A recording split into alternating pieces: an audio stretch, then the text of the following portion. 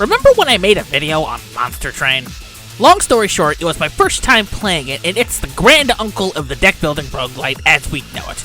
But not the grandpappy because Slay the Spire came out first. And overall, I thought it was a fun time. A decent game with a lot of really cool cards and build synergies that can keep you occupied for hours on end. Well, I am pleased to inform you that there's been a sequel released a few weeks ago. But the real question is, how does it hold up compared to the original? And how is the deck stacked in a post-Balatro world? Well, you've come to the right place to find out. So let's grab our cards and get on the Roguelite Express, because this time we're going to talk about my first impressions with Monster Train 2. The first thing that's new about Monster Train 2 is its story. Following the events of the first game, and more specifically the DLC, The Last Divinity, the heavenly invasion of Hell was thwarted. Following this, the leader of the angelic forces, Seraph, was corrupted alongside his forces by a group of eldritch abominations known simply as the Titans. When the demons in their Bone Shaker train were derailed and imprisoned, a new covenant of demons, now aligned with a group of banished angels, have to invade heaven with a newly built train to stop these titanic foes.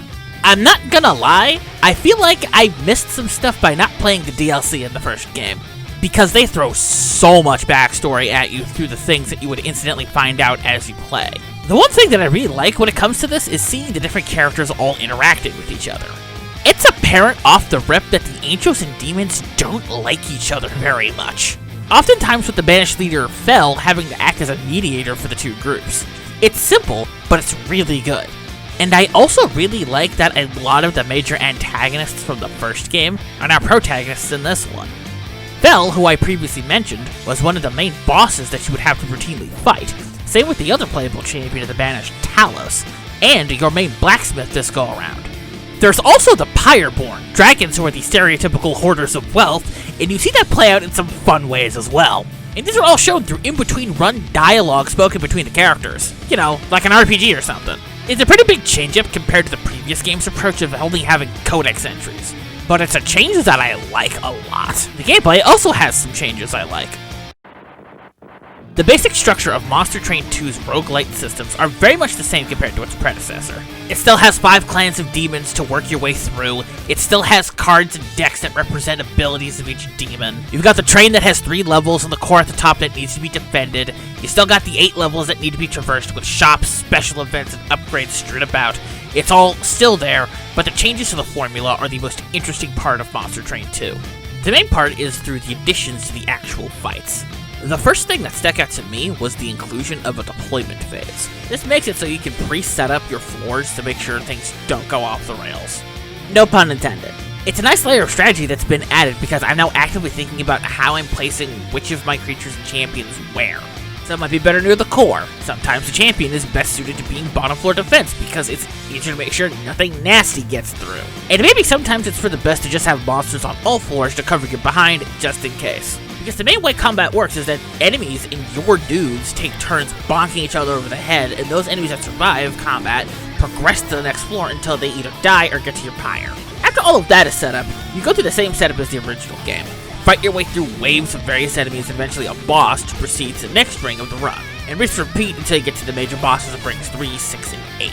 Which, that's the whole thing I've noticed. There's 8 levels here instead of 9 this go around.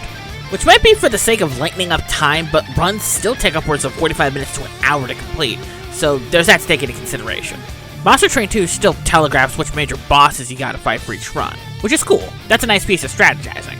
Now to talk about the real meat and potatoes changes. The biggest among these are the 5 new demon clans, only 3 of which I have access to at the time of writing. Those are the Banished, angels that avoided getting corrupted by the Titans, the Pyreborn, demonic dragons that really play up on the gold hoarding aspect of dragons, and Luna Coven, which has a bit of an unseelie Fey Court type deal going on. I don't have the Under Legion, which are supernatural fungi that grow and take over stuff, and I don't have the Lazarus Legion, which are straight up evil scientists that tinker with their creatures. They all have some pretty cool mechanics to go along with them. The Banished are all focused on balancing hyper-aggression with cautious defense and moving around the different floors of the train to get the most bang for your buck. The Pyreborn can hoard golden eggs to get extra loot in between combat encounters while also spreading a damage over time effect called Pyre Gel. And the Luna Coven is all about casting spells and juggling different spell powers and effects with a straight up waxing and waning moon mechanic that is my absolute favorite of the 3 I've tried so far.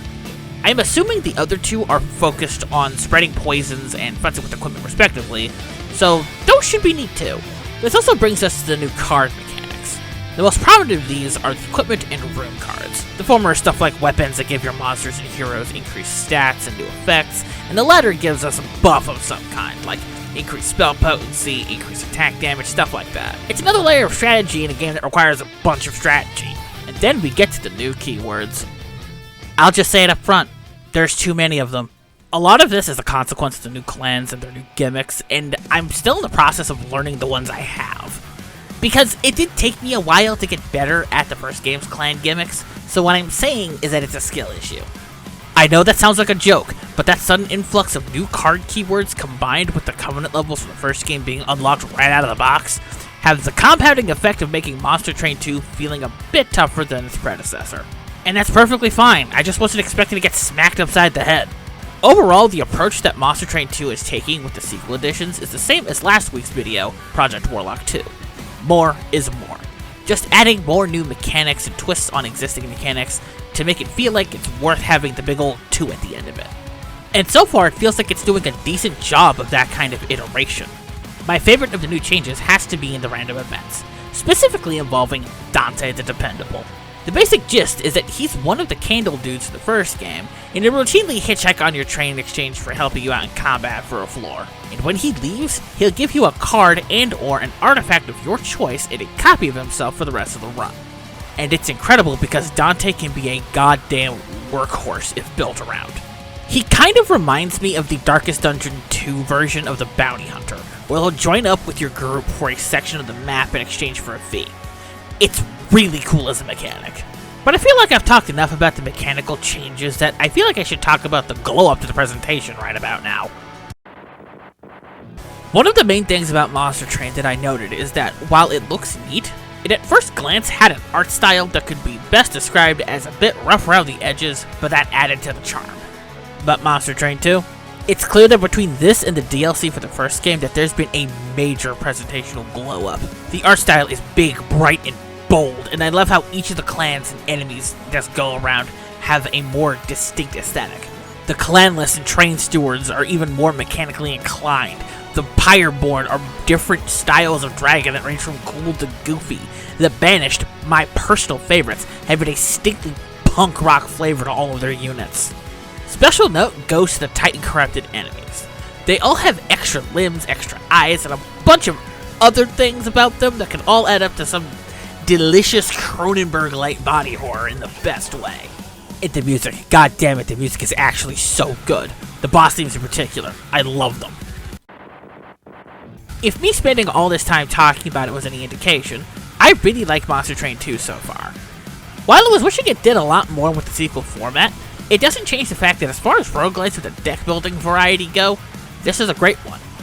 At least until Slay the Spire 2 comes out, then all bets are off. But that's going to be it for this week's video. Thank you very much for sticking around, and if you liked the video, drop a like. It helps the channel out a bunch. And if you aren't subscribed already, please subscribe. It helps us out a bunch as well.